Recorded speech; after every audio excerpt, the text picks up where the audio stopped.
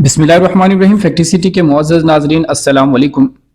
دوستو، زمانہ جاہلیت میں مرد اور عورت کے اختلاط کی کئی صورتیں تھیں جنہیں بدکاری، بے حیائی اور فحش کاری کے سوا کوئی اور نام نہیں دیا جا سکتا۔ حضرت عائشہ رضی اللہ تعالی عنہا کا بیان ہے کہ جاہلیت میں نکاح کی 4 صورتیں تھیں۔ ایک تو وہی صورت تھی جو آج بھی لوگوں میں رائج ہے کہ ایک آدمی دوسرے آدمی کو اس کی زیر ولایت لڑکی کے لیے نکاح کا پیغام دیتا ہے، پھر منظوری کے بعد مہر دے کر اس سے نکاح کر لیتا ہے۔ دوسری صورت یہ تھی کہ عورت جب حیض سے پاک ہوتی تو اس کا شوہر کہتا کہ فلاں شخص کے پاس پیغام بھیج کر اس سے اس کی شرمگاہ حاصل کرو، یعنی بدکاری کرو، اور شوہر خود اس سے الگ تھلگ رہتا اور اس کے قریب نہ جاتا، یہاں تک کہ واضح ہو جاتا کہ جس آدمی سے شرمگاہ حاصل کی تھی یعنی بدکاری کی تھی اس سے حمل ٹھہر گیا ہے۔ جب حمل واضح ہو جاتا تو اس کے بعد اگر شوہر چاہتا تو اس عورت کے پاس جاتا۔ ایسا اس لیے کیا جاتا تھا کہ لڑکا شریف اور باکمال پیدا ہو۔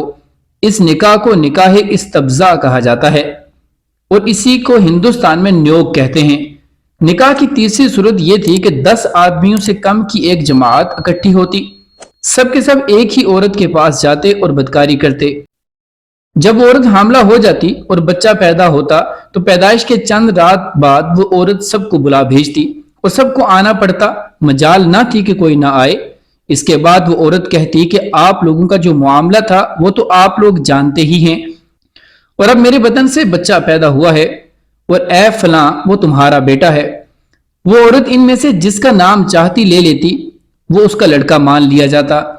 چوتھا نکاح یہ تھا کہ بہت سے لوگ اکٹھے ہوتے اور کسی عورت کے پاس جاتے، وہ اپنے پاس کسی آنے والے سے انکار نہ کرتی۔ یہ فاحشہ عورتیں ہوا کرتی تھیں جو اپنے دروازوں پر جھنڈیاں گاڑے رکھتی تھیں تاکہ یہ نشانی کا کام دے اور جو ان کے پاس جانا چاہے بے دھڑک چلا جائے۔ جب ایسی عورت حاملہ ہوتی اور بچہ پیدا ہوتا تو سب کے سب اس کے پاس جمع ہوتے اور قیافہ شناس کو بلاتے۔ قیافہ شناس اپنی رائے کے مطابق اس لڑکے کو کسی بھی شخص کے ساتھ ملحق کر دیتا، پھر یہ اس سے مربوط ہو جاتا اور اس کا لڑکا کہلاتا۔ وہ اس سے انکار نہ کر سکتا تھا۔ جب اللہ تعالیٰ نے محمد مصطفیٰ صلی اللہ علیہ وآلہ وسلم کو مبعوث فرمایا تو جاہلیت کے سارے نکاح منہدم کر دیے، صرف اسلامی نکاح باقی رہا جو آج بھی رائج ہے۔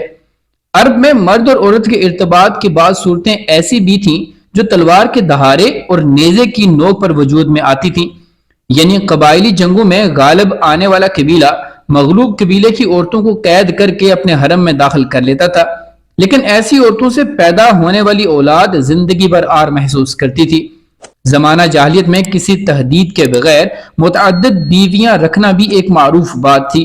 لوگ ایسی 2 عورتیں بھی بیک وقت نکاح میں رکھ لیتے تھے جو آپس میں سگی بہن ہوتی تھیں۔ باپ کے طلاق دینے یا وفات پانے کے بعد بیٹا اپنی سوتیلی ماں سے بھی نکاح کر لیتا تھا۔ طلاق کا اختیار مرد کو حاصل تھا اور اس کی کوئی حد معین نہ تھی۔ بدکاری تمام طبقات میں عروج پر تھی، کوئی طبقہ یا انسانوں کی کوئی قسم اس سے مستثنا نہ تھی۔ البتہ کچھ مرد اور کچھ عورتیں ایسی ضرور تھیں جنہیں اپنی بڑائی کا احساس اس برائی کے کیچڑ میں لت پت ہونے سے باز رکھتا تھا۔ پھر آزاد عورتوں کا حال لونڈیوں کے مقابل نسبتاً اچھا تھا۔ اصل مصیبت یہ لونڈیاں ہی تھیں، اور ایسا لگتا ہے کہ اہل جاہلیت کی غالب اکثریت اس برائی کی طرف منسوب ہونے میں کوئی آر بھی محسوس نہیں کرتی تھی۔ چنانچہ سنن ابی داؤد وغیرہ میں مروی ہے، ایک دفعہ ایک آدمی نے کھڑے ہو کر کہا، یا رسول اللہ صلی اللہ علیہ وآلہ وسلم، فلاں شخص میرا بیٹا ہے، میں نے جاہلیت میں اس کی ماں سے بدکاری کی تھی۔ رسول اللہ صلی اللہ علیہ وآلہ وسلم نے فرمایا، اسلام میں ایسے دعوے کی کوئی گنجائش نہیں، جاہلیت کی بات گئی، اب تو لڑکا اسی کا ہوگا جس کی بیوی یا لونڈی ہو، اور بدکار کے لیے صرف پتھر ہیں۔ دوستو، اللہ تعالیٰ سے دعا کرنی چاہیے کہ اسلام میں نکاح کی جو صورت ہے اسی کو اختیار کر کے زندگی گزاری جائے۔ امید ہے کہ ہماری آج کی یہ ویڈیو آپ کو ضرور پسند آئی ہوگی۔ ویڈیو پسند آنے کی صورت میں لائک، شیئر اور کمنٹ کر کے اپنی آراء سے ہمیں ضرور آگاہ کیجیے گا۔ ملتے ہیں اگلی کسی ویڈیو میں کسی نئے ٹاپک کے ساتھ، تب تک اپنا اور اپنے سے منسلک تمام لوگوں کا خوب خیال رکھیے گا۔ فی امان اللہ۔